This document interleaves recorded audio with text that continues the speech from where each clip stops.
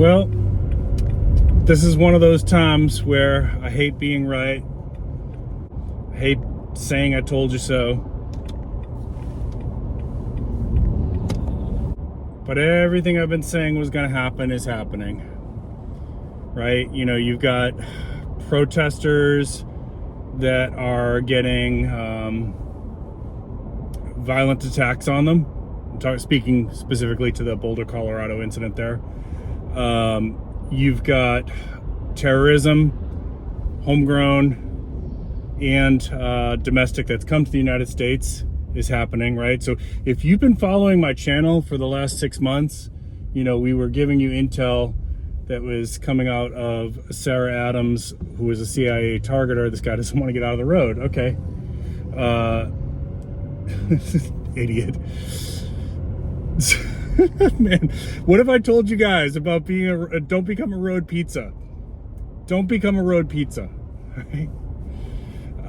Anyways, so everything we talked about, it's happening, right? Like this is intel that was coming down the road for over 6 months now from Sarah Adams, a CIA targeter, that foreign interests have been breeding terrorism in the United States. Now, the sleeper cells, as far as we can tell, haven't even been activated yet. This is just inspired by, right? So the attacks that we're seeing, and I think that was at the embassy there, that just happened about 2 weeks ago, and then the Boulder, Colorado incident just this past week. Folks, we are okay. That's not a good place for you to go fishing, but okay. There's a lot of pollution in that stream. But people are hungry. I get it. I totally get it. I'm just, man, I hope you don't get sick. Man, my city's a mess, guys. We got a lot of problems here. We got gang wars going on. We got a lot of really desperate homeless people, like that poor guy there that was basically fishing out of a stream in a very, very trafficked area here, guys. There's a lot of heavy traffic where I am, and I wouldn't be foraging plants here, and I certainly wouldn't be eating fish out of the stream there, but okay. One of these days I gotta turn the camera so you guys can see the stuff I see in my city, y'all. And I'm not even in like New York, like Angry Prepper, you know, when we had him on a couple weeks ago, and the stuff that he must see up there. This is considered a small city. But we've got, you know, we've had some protests here, thankfully nothing violent yet. I hope it stays that way. We got, unfortunately, anti-Semitism is on the rise. And yeah, I do think that the universities, this is personal opinion, you can disagree with me, I do think the universities have not done enough to curb the rise of anti-Semitism, especially in young people. Now, I know the guy who attacked Boulder, Colorado was not a young person, I know that. He was actually here who was here and overstayed his welcome. He was living in the United States illegally, but supposedly pending an asylum status. I don't know. You guys can look into that guy. I don't want to give him any more bandwidth than we need to. It's all, you know, we should be focusing on the victims and prevention and things like this. So my fear is that each of these attacks inspires other attacks, and it's also going to inspire counterattacks, which we don't want here in the United States. I really don't want it anywhere in the world, you know. This is probably a good time. Let's take a quick break here. I want to give a shout out to our sponsor, AppMex. Let's give the floor over to them for a second. Hey squad, thanks so much for watching today's video. Today's video is actually sponsored by AppMex. AppMex is my choice for online gold and silver when I'm looking to add to my stack. I do believe that with all the financial insecurity in the world, financial prepping is part of prepping, and gold and silver, having gold and silver in a physical form is one of the ways that you can not only hedge against inflation, but store some of your wealth even when currencies hit a crisis. And if nothing happens, if we never reach any kind of an SHTF situation, then gold and silver can be passed on to your children and grandchildren. Please check out AppMex on the internet at www.appmex.com. Tell them Prepping with Sarge sent you. All right, thank you for staying with me. Really appreciate the support that you're giving to AppMex. They have been a big help to my channel. They're actually what's helping keep this afloat. Obviously, with the kind of topics we're talking about, like today, YouTube just doesn't promote this stuff. They want everybody to do silly skits and cat videos and things like that, which, hey, listen, I love silly skits and cat videos, don't get me wrong, but some of us out here have to be talking about what's going on in the real world too, right? Like we have to do both. We can't just bury our heads in the sands.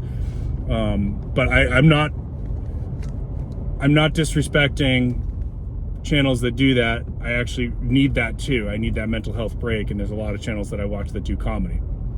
So my fear again is that this is going to inspire counterattacks, more violence, more attacks here in the United States. So what's the takeaway here for preppers? Number one, if you are somebody who does concealed carry, make sure you are staying up on your training. You might have the opportunity to stop a threat and save lives. If you're not somebody who's going to carry a firearm, which again, I'm not going to judge you. I understand not everybody likes firearms. Totally understand that. At least get your first aid training. Sometimes when these things happen, bystanders just stand around and nobody's helping to stop the bleed, right?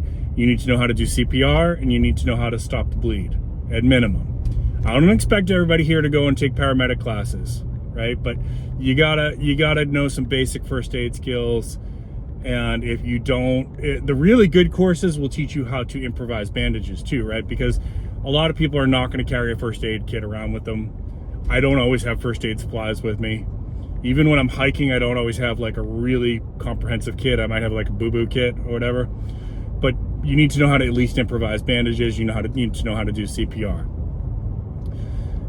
And carry your cell phone too, right? Like, I know there's people out there who don't like carrying a cell phone. I have a family member who does that. We're constantly on this person. Like, that is your first line of defense in anything. You need to at least be able to call 911. And you need to be able to be a good witness, right? So if you see something going down, yeah, obviously get to safety. But if the incident's kind of already controlled, be a good witness.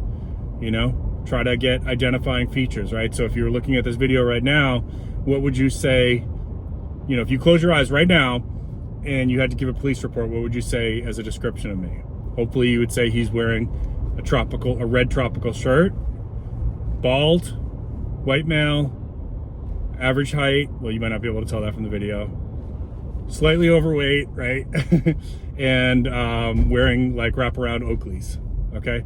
If you couldn't say that, you're not being a good witness. So you need to practice that too. And that's something you can do all the time. Just be it's a game you play, situational, right? My wife and I do this when we go out to eat or if we're traveling or whatever. We'll just kind of like people watch and we'll do things like, okay, if there was an incident right now, which person in this crowd would be most likely to be able to give us help, right? Always do that when you're going on a plane, by the way. Always do that, like when you're boarding a plane, just look around. Try to assess the situation, right? Yeah, I'm asking you to profile a little bit. Not necessarily racial profile. You don't have to think of it like that, but like who's physically fit? Who around you, if there's an incident on that plane and somebody goes cuckoo for Cocoa Puffs, who are you going to be able to grab and say, hey, we got to take this guy down, okay? Think like that. But also like, just kind of look around and then close your eyes. Who did I just see? That's how you practice situational awareness. That's how you practice being a good witness, okay? Now, for you protesters, if you're new to the channel, you might not know this, and you might think that I'm like anti-protest. I'm actually not. I support your right to peaceful assembly. And I'm a big supporter of freedom of speech, right? I may not agree with what you're saying in your protest, but I do support your right to do that. But there's a couple things we always say on this channel. Your right to protest should stay nonviolent, and your right to protest does not give you the right to interfere with other people. So when you do stupid stuff like blocking up a road, what you're actually doing is you're preventing somebody from getting to the hospital. You're preventing somebody from getting home to their children. You're preventing somebody from basically getting to a loved one who might be dying, right? So I don't ever agree with blocking traffic as a way to protest. There's better ways to protest. And more importantly, I want to say, like, we're getting to a point now where people are really fed up with these blocking of the roads, and you're going to see more and more people just like plowing through these protesters. It's going to happen. In fact, I guarantee you that like before the end of the summer, I'll be doing another video of like, I hate to say I'm right, I hate to say I told you so, because it's going to happen. And And it's almost going to be that, like, you're gonna have situations where people go into court, and if they get the right jury, they're gonna be found not guilty, because they're gonna say, I saw videos online, which if you go on Twitter X, you will see these, of protesters dragging people out of their cars and beating them to near death. So all they're gonna have to say is, I was in fear for my personal safety, I thought I was in danger of imminent harm, and I was moving to get away from the threat. And there's a good chance they're gonna be found not guilty. So you're not even gonna have your justification in your death. You're not gonna be remembered as a martyr for your protest. All that's gonna happen is you're gonna become a road pizza, and nobody's gonna remember you for that. So don't protest in the road. Your life matters. It really does. Your life matters. It's important. And I care about everybody that watches this channel. I really do. Actually, I care about everybody. Even if I disagree with you politically, I care about you. So find a better way to protest. I support your right to do that, even if I disagree with you. But be safe, all right? And again, I hate having to do these videos where I come on here and say, I told you so, right? Or I hate being right. So I hope this reaches some people and gets you to think a little bit. Leave a comment down below. Be respectful. We have rules on this channel, as even though it's we support First Amendment, we don't like racism and sexism here. So even if you disagree with another culture, if you disagree with Israel, or you disagree with Palestine or whatever, like, leave that out of this for now. Okay, we're not necessarily picking sides with this. We're talking about the bigger problem here in the United States, which is that protests are getting violent, and counter protesters are also going to get violent, and I don't want to see anybody get hurt. Okay, and we can have another conversation about that other stuff in another video if you want. But for now, let's keep it civil. Don't make me turn off the comments, please. Okay. All right. Y'all have a great day. Keep planting your seeds. Keep stacking your silver. This is Prepping with Sarge.